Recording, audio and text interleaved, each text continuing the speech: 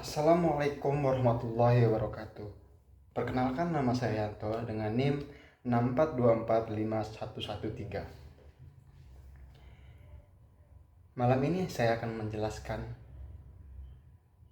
tentang presentasi generasi emas anti korupsi. Jika saya bertanya, apa mimpi terbesar kita untuk Indonesia? Jawabannya mungkin adalah kemajuan, kesejahteraan, dan keadilan. Namun di balik mimpi besar itu, terdapat satu musuh senyap yang terus menggerogoti potensi kita. Apa itu? Korupsi. Korupsi bukan hanya masalah uang, tetapi masalah mentalitas dan budaya. Kita telah melihat apa penindakan yang masif, namun kasus korupsi tak kunjung usai. Ini membuktikan satu hal, memberantas korupsi dengan penangkapan adalah upaya mengobati. Untuk benar-benar menang, kita harus beralih ke upaya pencegahan yang dimulai dari akarnya. Fokus kita malam ini adalah pada pendidikan anti korupsi sejak dini, VAK. Mengapa sejak dini? Karena ini adalah investasi karakter yang menentukan kualitas bangsa kita di masa depan.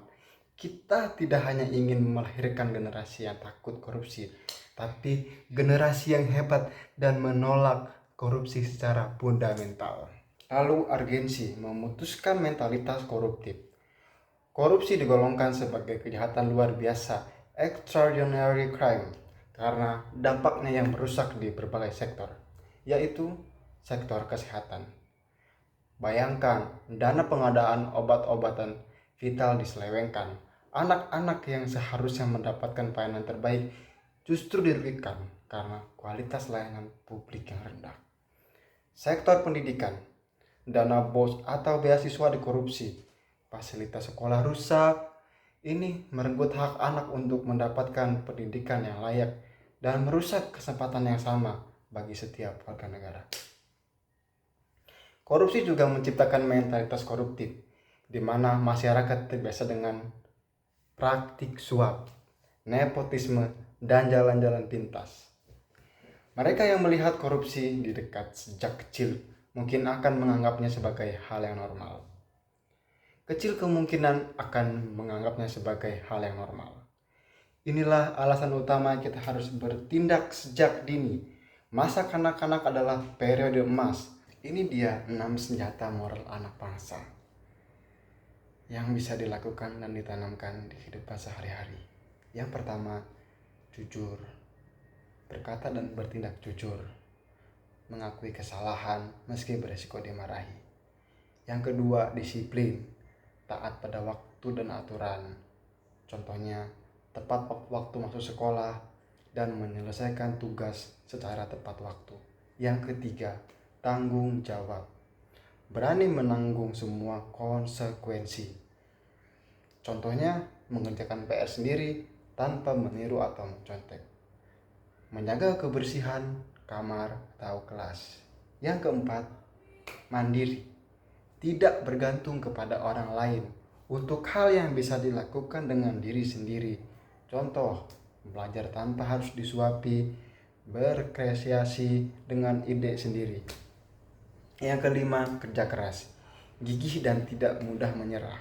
Contoh, belajar terus-menerus untuk menguasai materi, menghargai proses daripada hasil yang instan.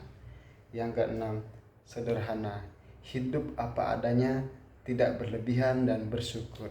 Contohnya, tidak memamerkan kekayaan, merasa cukup dengan apa yang dimiliki.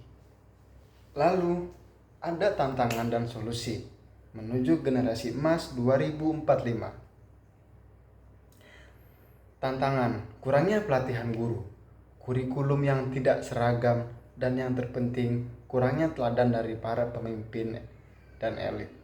Nilai yang diajarkan di sekolah bisa luntur jika yang anak lihat di berita adalah korupsi tanpa henti. Solusi.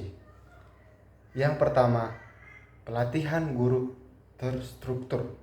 Guru harus dibekali cara mengajar PAK yang kreatif melalui permainan, diskusi, bukan hafalan. Yang kedua, komitmen politik. Pemerintah harus memastikan kurikulum PAK menjadi agenda nasional yang berkelanjutan, bukan sekedar proyek. Yang ketiga, transparansi publik. Penegakan hukum yang tegas terhadap koruptor akan memperkuat pesan bahwa integritas itu penting. Lalu ini penutup dari saya dan ajakan bertindak untuk kita tidak korupsi dan kita melawan korupsi.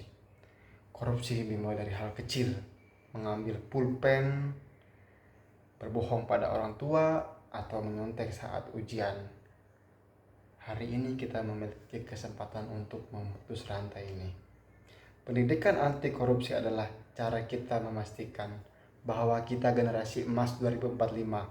Anak-anak kita saat ini memimpin bangsa. Mereka adalah individu-individu yang berkarakter kuat, berintegritas tinggi, dan tidak bisa dibeli dengan harga berapapun.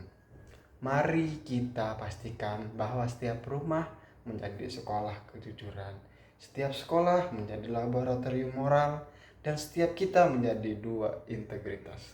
Terima kasih. Mari kita bersama-sama mewujudkan mimpi Indonesia yang bersih, adil, dan bermartabat. Terima kasih. Wassalamualaikum warahmatullahi wabarakatuh.